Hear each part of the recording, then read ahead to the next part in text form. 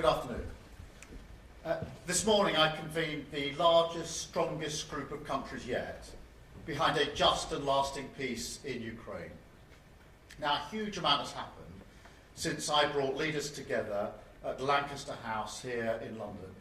That was just 2 weeks ago. President Zelensky has shown once again, and beyond any doubt, that Ukraine is the party of peace.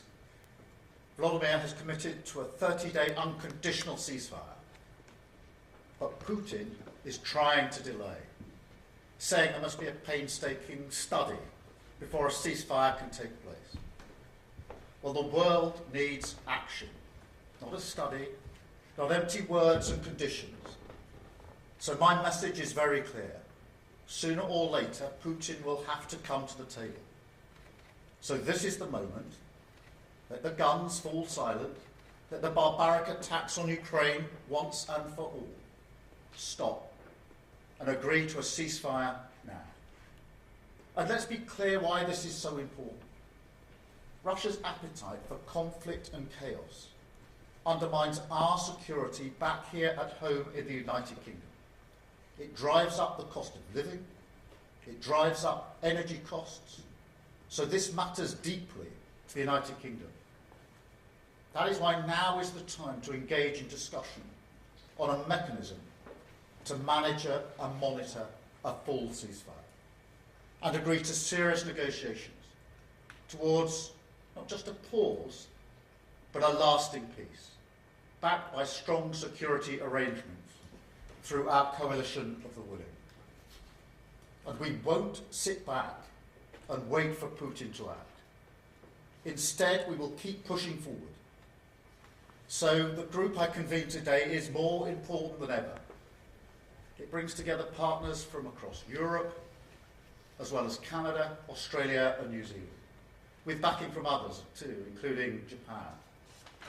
We agreed we will keep increasing the pressure on Russia, keep the military aid flowing to Ukraine, and keep tightening restrictions on Russia's economy to weaken Putin's war machine and bring him to the table.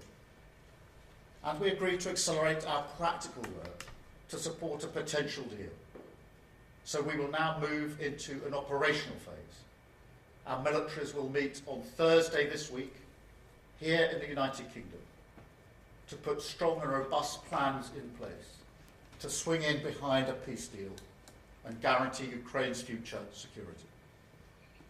President Trump has offered Putin the way forward to a lasting peace. Now we must make this a reality. So this is the moment to keep driving towards the outcome that we want to see, to end the killing, a just and lasting peace in Ukraine, and lasting security for all of us. Thank you. I will now take some questions, starting with, I think, Hannah from the BBC. Hannah. Thank you, Prime Minister. You've said now is the time for concrete commitments. Can you give an example of a concrete commitment that has been made this morning? How many countries have indicated they might put troops on the ground, for example? And a second, if I may, you're doing all of this work on what a peacekeeping force might look like. What if Russia simply won't accept one? Well, let me start from the premise that a lot has happened, obviously, since we had the meeting at Lancaster House just under 2 weeks ago, particularly developments this week in relation to the position of Ukraine. And the group that met this morning is a bigger group than we had 2 weeks ago. There is a stronger collective resolve, and new commitments were put on the table this morning, both in relation to the coalition of the willing in terms of defending the deal, also in relation to the wider point, which is the collective defence and security of Europe. So more commitments on the table this morning, and an agreement that we now move to the operational phase, which is why the talks on Thursday, the military talks, will become the next focal point. There was a wider agreement this morning, which was that the yes but from Russia is not good enough, and that we agreed our collective pressure will be put on Russia from all of us who are in the meeting this morning. So I'd say overall we are successfully gathering political and military momentum. I think more widely there was an appreciation this morning that a wider argument that I've been making that goes beyond just the question of Ukraine is that Europe needs to step up in its own defence and security. And so we've moved forward on that front today because some of the commitments that were made were beyond simply the coalition of the willing in relation to making sure that we can defend any deal in Ukraine if one is reached, but also a step up for the collective defence and security of Europe, which is a really important part of the argument I've been making about the era that we're now in. In terms of Russia's position, I think it's really important at this point that we put maximum pressure on Russia. This yes but is not good enough, and that's why the collective resolve this morning was to put pressure, and we can collectively put pressure on Russia. There are a lot of countries represented this morning, a very strong collective resolve. And so I think we made real progress this morning, and that momentum and that resolve by a number of countries and making sure we continue to be forward-leaning is really important. Thank you very much. I've got Harry from ITV. Thank you, Prime Minister. What you haven't mentioned today is a US security backstop. Have you concluded that Donald Trump isn't prepared to provide a security backstop? And do you think this coalition of the willing can defend Ukraine without the support of the US? And secondly, if I may, you've talked about a full ceasefire agreement. At the moment, President Putin is suggesting he's not willing to agree to a 30-day ceasefire. What hope have you got of getting a long-term lasting peace? Well, look, firstly, the position on the US hasn't changed. I've been clear that it needs to be done in conjunction with the United States. As I think you know, we are talking to the US on a daily basis. My NSA was over there yesterday, just arrived back this morning. So the position on doing this in conjunction with the United States hasn't changed, and that's why we're having the detailed discussions that we are. On your wider challenge, that Putin is saying yes, but we need to get him to yes and get round the table. And I do believe we can apply collective pressure to that end. 2 weeks ago, I was challenged on whether we'd even get as far as we've got now. We have moved forward, and that is good. We now need to move forward again. And I think that having a collective resolve, which is a demonstration of the sort of momentum that we're building up now, political momentum, which is important to keep many allied countries on the same page, but also the military momentum, which will go into Thursday's meeting now, which is very much an operational planning meeting. Thank you very much, Sam from Sky. Sam Coates, Sky News. Prime Minister, I'm struggling to work out what the coalition of the willing actually does on the ground. As far as I understand it, UK troops couldn't fire at Russian troops. If Russian troops opened fire, we couldn't retaliate, and nor could anybody else because of what that would provoke. So is it just some kind of slightly more tepid training mission in reality? What's the basis of international law? What's the remit? And why couldn't the UN be involved? Well, the operational meeting is where the discussions are taking place as to what the capabilities will be. I've indicated a willingness for the United Kingdom to play a leading role in this, and indicated that if it's necessary, that will be troops on the ground and planes in the sky. There are different capabilities from different countries, but those are the operational discussions that are going on in relation to what this coalition of the willing will be able to provide. But obviously, we've got to get a deal first, so there's the pressure that needs to be put on to Russia to get around the table, to get the deal. Then there's a question of a ceasefire for a possible short period, and then the lasting peace that we need to see. But if there's going to be lasting peace, there's going to have to be security arrangements. I've been clear and unwavering about this, because we know from history, recent history, that a deal without security arrangements is not something which Putin respects. And therefore it's in all of our interest to make sure that security arrangements are robust enough to defend the deal and to hold the peace. Otherwise, we'll repeat the history of recent years where Putin will breach the line again. Thank you. Caroline from the Sunday Times.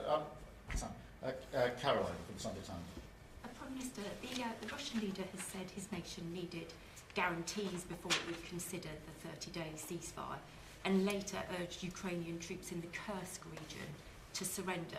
Given the obvious advantage to Putin of a delay, what are the pressures that you can now use to bring Russia to the table? You've talked in your statement about sanctions. Are you now willing to seize those frozen Russian assets? And also, what is your message to President Trump about the urgency of the situation now, that he must be part of the coalition to bring Putin to the table? I think there are 2 points of pressure. The first is more military capability for Ukraine, and fresh commitments put on the table this morning in that regard. So this group is moving forward on that. That's short-term military capabilities and longer-term military capabilities, because we also see Ukraine playing its own part in any security arrangements, which is very important. In terms of the sanctions, yes, we want to tighten the sanctions still further, and we've discussed this morning how much further we can go, including the question of frozen assets. That is a complicated question, as I think everybody appreciates. So we discussed further sanctions that have got nothing to do with the assets, which we will take forward as a result of this morning's discussion, but also a continuing discussion about what more can be done on the assets themselves. Thank you. Mikey from the Sunday Mirror. Right, Prime Minister, there's a possible, perhaps even likely scenario where Vladimir Putin doesn't come to his senses, where he continues putting unreasonable demands on any ceasefire, on any negotiated settlement, perhaps doesn't even come to the table at all. And in that scenario, we can't be certain that Donald Trump is going to side with us and not with him. What's plan B? Well, firstly, we need to put Ukraine in the strongest possible position for whatever comes next, which has been my consistent position, whether that's around the table, which is what I hope it will be in negotiations, or if that doesn't come to pass. Secondly, on the US and Caroline, I'm sorry, you also asked me about the US. We are obviously talking to the US every day about what happens next.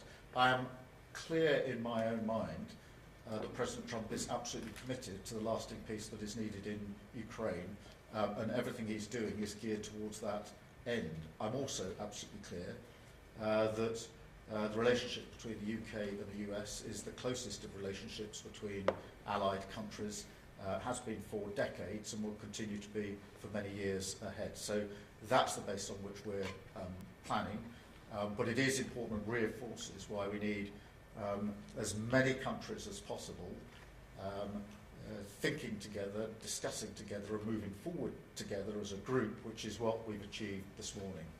Thank you very much. I've got Dan from Politico. Hello, Prime Minister. Dan. Former White House advisor Fiona Hill, who's working on your defence review, believes that there's going to be a proliferation of countries seeking to obtain nuclear weapons as a result of the combination of what President Putin is doing and the fact that they think that they can no longer rely on the US to come to their aid.